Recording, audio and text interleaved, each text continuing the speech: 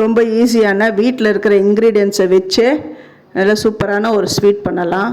இது அப்படி வாயில் வைக்கும்போது அப்படியே மெல்ட் ஆகும். வரலட்சுமி விரதத்துக்கு இது கூட நீங்கள் ட்ரை பண்ணலாம். ரொம்ப ரொம்ப சிம்பிள் தான். இதுக்கு ரொம்ப நெய்லாம் ஆகாது. 50 கிராம் தான் நெய் செலவாகும். 1 கப் கோதுமைக்கு 1/2 கப் சர்க்கரை எடுத்திருக்கேன்.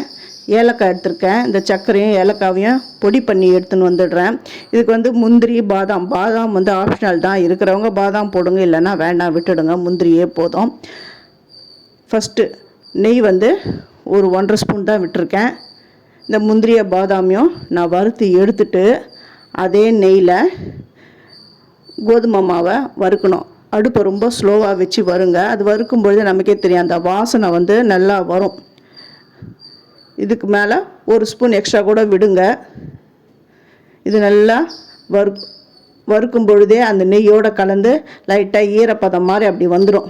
இப்போ அந்த பொரிச்சு வச்சுருக்கிற நட்ஸு, பொடி பண்ணியிருக்கிற அந்த சர்க்கரை பவுடரை இதில் போடுறேன். ஸ்டவ் ஆஃப் பண்ணிட்டு தான் போடுறேன். போட்டு எல்லாத்தையுமே நான் உருண்டை பிடிச்சி வச்சுட்டேன். இதோடைய கிளியர் டீட்டெயில் இந்த வீடியோவுடைய கிளியராக வேணும் அப்படின்றவங்க என்னுடைய சேது சித்ரா கிச்சனில் போய் பாருங்கள். தேங்க்யூ.